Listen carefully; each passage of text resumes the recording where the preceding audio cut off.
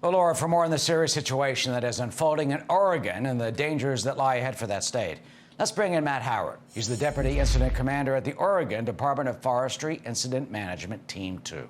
So, Matt, can you give us a fill on what's the situation on the ground right now? Yeah, you bet, Eric. Thank you. We had an historic extreme wind event on September 7th that brought sustained east winds 20 to 25 miles per hour. Some gusts were up to 50 plus. Much of the state is in severe to extreme drought, and the moisture content in our live and dead fuels are critically low, which makes the fuels highly receptive to ignition. So that combination of critical weather conditions, the highly receptive fuel load, along with some extreme terrain influences, contribute to extreme fire behavior that makes it fighting fire incredibly resistant to control.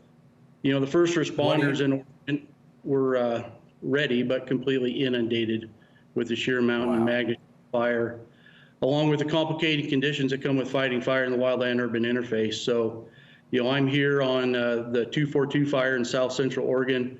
I'm the Deputy Incident Commander, along with Incident Commander Bill Hunt. The fire we're managing is 14,460 acres. 640 acres.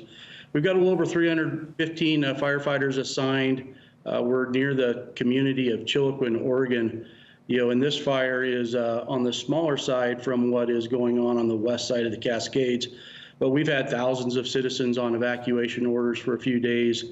At our peak, we evacuated 315 homes.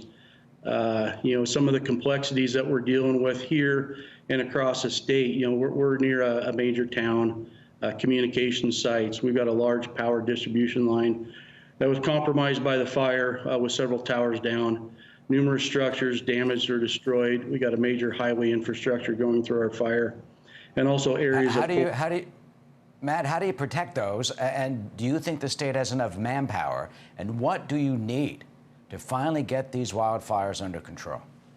Eric, our priorities have been and continue to be life safety of the public and our firefighters.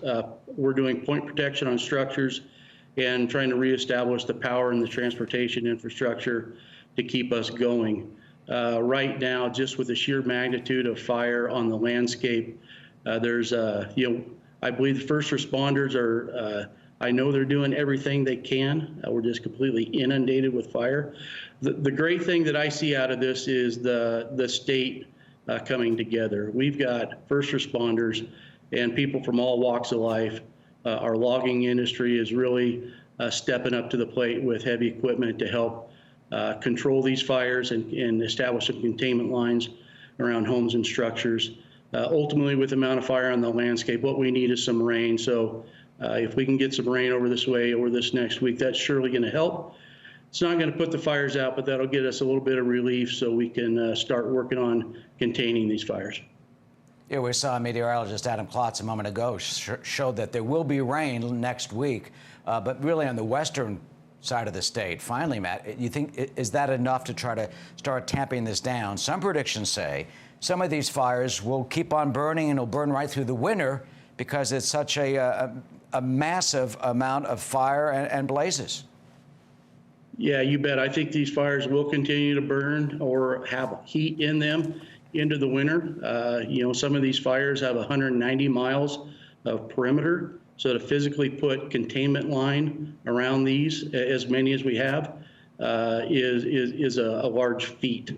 So, we'll continue with point protection and life safety and securing these fires as best we can. And we will be working into our fall rains and into the winter season, there's no doubt.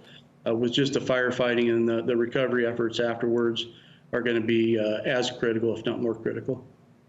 500,000 people face potential evacuation. There are fears it could even reach Portland. Matt, our hearts and thoughts are with you and the men and women who are on the front lines fighting these fires. Matt Howard with the Oregon Forestry Management. Thank you for joining us.